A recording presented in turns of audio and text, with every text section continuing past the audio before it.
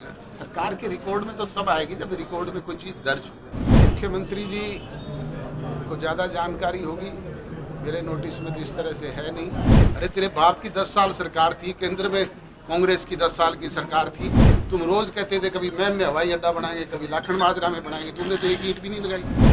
कि जो सरकार का पारदर्शी सिस्टम है उसे अपनाएं और उसमें अपनी योग्यता अनुसार रोजगार प्राप्त करें।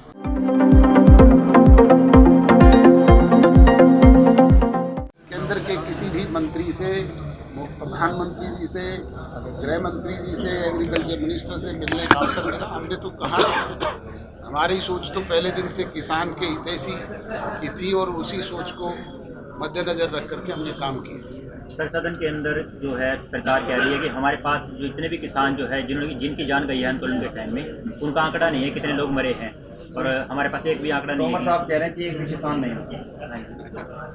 देखो, सरकार ये कह रही है कि हमारे पास आंकड़ा नहीं है, किसान नहीं मरे, ये मैं नहीं कह सकता। सरकार के रिकॉर्ड में नहीं है। सरकार के रिकॉर्ड में तो तब आएगी जब रिकॉर्ड में कोई चीज दर्ज हो। डेथ का कारण भी होता है, कहाँ डेथ हुई, किस वजह से हुई, उसका रीजन क्या था, वो सारी चीजें होती है। अब रिकॉर्ड कलेक्ट करने का काम तो सरकार का है। केंद्र की सरकार ने भी कहा है कि प्रादेशिक सरकार, दिल्ली की सरकार करे, जो दिल्ली में अगर कोई इस तरह का इंसिडेंट हुआ है तो हरियाणा में अगर हुआ है तो हरियाणा की सरकार करके दे। ये रिकॉर्ड उपलब्ध करवाना तो इनका काम है। केंद्र की सरकार मांगेगी तो ये सरकारें उपलब्ध करवा के दे देगी। सर, भर्ती घोटालों पे मुख्यमंत्री मनोहर लाल का ये कहना कि भर्ती घोटाले चौटाला सरकार और हुड्डा सरकार में ज्यादा हुए हैं, कहाँ तक उचित मानती हैं? मुख्यमंत्री जी को ज्यादा जानकारी होगी, मेरे नोटिस में तो इस तरह से है नहीं। अगर हुए हैं तो उनकी जांच हुई है, और जांच हुई है तो उनके खिलाफ एक्शन भी हुए हैं। सर, किसान जो जिनकी जान गई है, क्या उनको मुआवजा देने के पक्ष में है आपकी सरकार?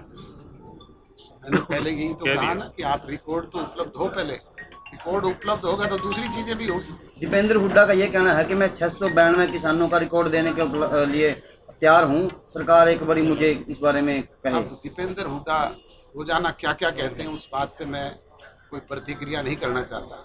वो तो ये भी कहते हैं कि अगर प्रदेश में कांग्रेस की सरकार होती तो जेवर का हवाई अड्डा महम में होता। अरे तेरे बाप की 10 साल सरकार थी, केंद्र में कांग्रेस की 10 साल की सरकार थी।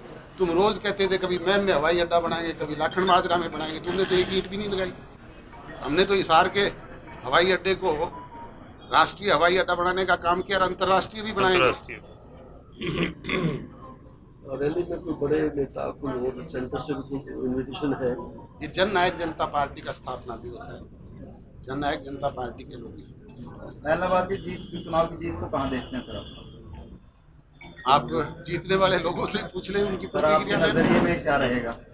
इतने विरोध के बाद भी वहाँ किसकी जीत मानते हैं सर? वहाँ अब चौटाला की जीत है या किसानों की जीत? देखो, प्रजातंत्र में जनशक्ति ही सबसे बड़ी शक्ति होती है। जीत तो जनता की है। जनता ने जो फैसला वहाँ पे किया है हम उसका सम्मान करते हैं, परंतु जो लोग मगरूर होकर के बहुत बड़ी बड़ी बातें करती थी, लोगों ने उनका नखरा ढालने का काम भी किया। सर, पुंडरी में विधायक के द्वारा घोटाले किए जा रहे हैं, ऐसी जो घोटालों की मांग है, आपके पार्टी के नेता राजू ढुलपाई ने भी मांग की है कि वहाँ पे अवैध काम हो रहे हैं, अवैध कॉलोनियाँ हो रही हैं, घोटाले हो रहे हैं। आप भी प्रजातंत्र के चौथे स्तंभ के लोग हैं। ऐसी बात अगर आपके नोटिस में आती है तो मुख्यमंत्री के ध्यानार्थ लाएं, सीएम विंडो पे लेके आए, बताएं। सर, क्या आप मानते हैं कि जो 75% रोजगार है पूर्ण तरीके से लागू कर दिया गया है आपकी सरकार?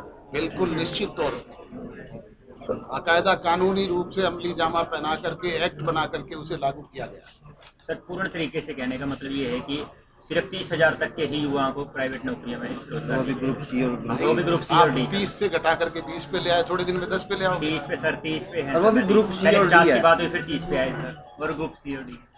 संख्या जो है वो बाद में बढ़ा करती है, बढ़ जाएगी, कोई चिंता आगे ना करो। अभी इम्प्लीमेंटेशन बाकी है। एक सर, जन नायक जनता पार्टी का मैनिफेस्टो था, अभी 5100 बुढ़ापा पेंशन कर देंगे। 100 रुपए से बढ़ करके आज कहाँ तक पहुंची हुई है? 2500 सर। इसी तो तरीके 5000 से तक का था सर मैनिफेस्टो। अरे भाई, मैंने कहा कि वो दिन आने दो, तब भी वो आपको बताएंगे।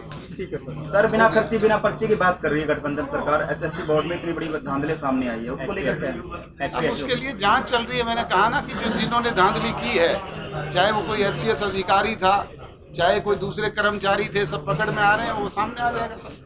यानी मानते हैं कि बिना खर्चे बिना पर्चे की नौकरी नहीं, सूटकेस से नौकरी दी जा रही है। हैं? सूटकेस से नौकरी दी जा रही थी सर, इसका मतलब है। अब जिन लोगों ने कोई बेकायदगी की है उनके खिलाफ एक्शन हो रहा है कि नहीं हो रहा है? तो क्या सर वो भर्ती जो हो चुकी है क्या वो रद्द भी हो सकती है?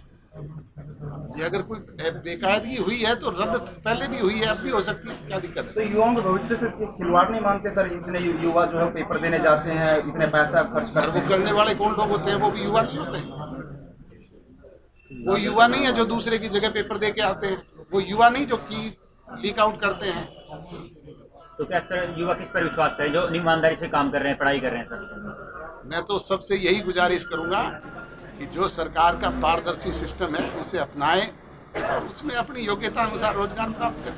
सर आपकी पार्टी ने कहा था कि जिले के अंदर ही पेपर होंगे, जो भी जिले का, अब वो बीच में लागू भी हो गया था सर। अब फिर 200 किलोमीटर पे चली गई बात जी, इसके बारे में क्या कहना है सर? जो जिस जिले में जितनी सीटें थी उसके हिसाब से एग्जाम हुए, उससे एक्स्ट्रा जो थी वो दूसरे जिलों में भी भेजने पड़े और आगे से हम इस बात का प्रयास करेंगे कि उन्हें इस तरह की दिक्कत ना आए। पार्टी संगठन को लेकर क्या कुछ विशेष कोई ऐसा अभियान चलाया जा रहा है या कुछ ऐसी नई चीजें जिससे लोग जुड़े आपकी हमने पार्टी से? पिछले दिनों पार्टी का सक्रिय सदस्यता अभियान चलाया था और हमारा संगठन प्राय आपने देखा कि पूरी तौर पे कंप्लीट हो चुका है। हमने सभी सेलों का गठन भी कर लिया है और निरंतर जिनमें जो कोई कमी है उनकी लिस्ट हो जाना आज अखबारों में आपके मीडिया पे छाया होगा। एक डेली सर मंत्रिमंडल विस्तार की बात चल रही है, तो आपकी तरफ से कौन होगा मंत्री? ये काम मंत्रिमंडल का जो है वो मुख्यमंत्री का अधिकार क्षेत्र है। वो कब करेंगे, कैसे करेंगे, ये उनका काम है। हमसे जब नाम मांगेंगे हम अपना नाम दे देंगे। ठीक है, धन्यवाद, थैंक यू। बहुत बहुत